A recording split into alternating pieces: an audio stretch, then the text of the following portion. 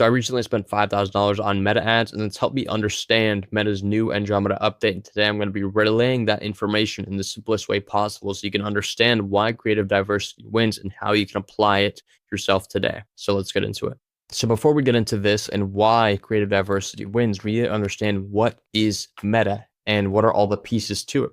You might just think it's only Andromeda, but that's not true. So there's Meta Gem, Andromeda, and Meta Lattice, and I've given them each their roles so you can better understand what I'm explaining. So Meta Gem, I want you to think of Meta Gem as almost like the researcher. So it does the background checks. It looks at everyone on Facebook and Instagram, takes what they like. Oh, this person spent a little bit of time more on this water bottle than this one. They like this type of water bottle. Oh, they're a hiker. They're going to buy this type of outdoor gear. It pretty much profiles them, gives them a profile, and is just like, this is their vibe. This is what this person likes. This is what they doesn't like. This is how they're going to best convert. And then it gets passed on to Andromeda from there. So I want you to think of Meta Andromeda as the bouncer. So it's like a filter. And, in a bouncer at a club, like they're not letting everybody in. So think of it as a filter. So Andromeda stands on the door of the imaginary club. There's 10 million ads trying to get to see one user. Right. So Andromeda's job is to grab the ads that actually fit that person's current mood and just doesn't use the rest. So, when you launch a new campaign and 20 out of the 25 ads don't actually get any spend, which I mean like less than $20, and the rest of the 5 ads get all the spend, that's because Meta is deeming that these ads, these 5, are better than this 20.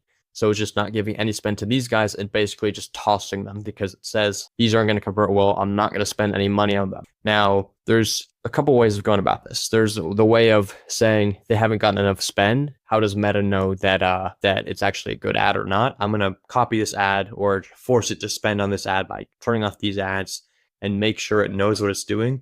But then there's the other side to that argument where it's like, okay, Meta's a multi-billion-dollar company. You think they would know if it's a good ad or a bad ad. And I tend to lean towards that direction where it's like, all right, whenever I try and push an ad that I think is better and Meta doesn't think it's good, it didn't pick, then I tend to get really high cost per conversion, CPMs. I guess very expensive. And historically, it hasn't worked out very well. So I just tend to trust Meta that the ads that it's pushing are the best ads that I have. So why this matters to you, if all your ads look the same, Andromeda thinks you're only bringing one type of person, guest, to the party, to the club. If you have 15 different ads, you have 15 different chances of getting past the bouncer. So let's say you're at a club, right? The bouncer's right here, and you have 15 twins, right? It's like, all right, no. Hey, I already saw you. Hey, what are you doing here? Like, I already told you no. But if it's 15 different people, I know this is a funny example. If it's 15 different people, this could be like, all right, you can go. No, get out of here. And then it's just going to keep checking, right? If it's just the same ad, has the same messaging, it's just going to categorize them into one category and say no to all of them. Now, for Meta Lattice, think of it as the closer. So the role is the decision maker. It ranks the ads. So Lattice's job is to take the 1,000 ads, for example, or however many ads, selects the best ones from Meta as Andromeda's pick, and then puts them in front of people's phones. And this is why creative diversity, again, going back to the 15 different ads, 15 different chances, is if you only have the same ad, they're all going to get treated the same and get categorized in the same way. And I'll go into this a little bit deeper. So the summary is Gem learns what people like. Andromeda picks the short list of ads from the competition. And then Lattice picks the winner that then makes you money. So now that we understand what Meta is and how the system actually works, we'll go into this. So again, the purpose of Andromeda is to pre-filter. So Andromeda scans millions of ads. This is a million right here. Picks the top worthy candidates for that specific person or ICP. And it was built to handle the 2026 reality of thousands, tens of thousands, maybe even millions of ads going live all the time because of AI generation. So many more ads, and they need to get processed so much quicker than they used to be, that it needed this new system to actually function properly. So now we're going to go into the folder logic and why you don't want just the same ads over and over again. Again, 15 different people, 15 different ads, 15 different chances.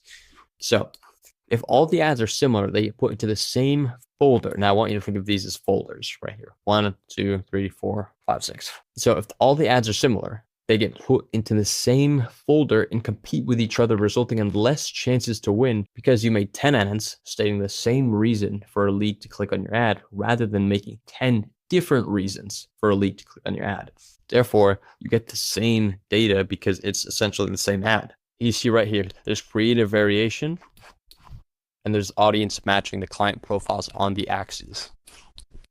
And right here, these are your ads. These are all the same ads, and you get the same data from that. So the option track.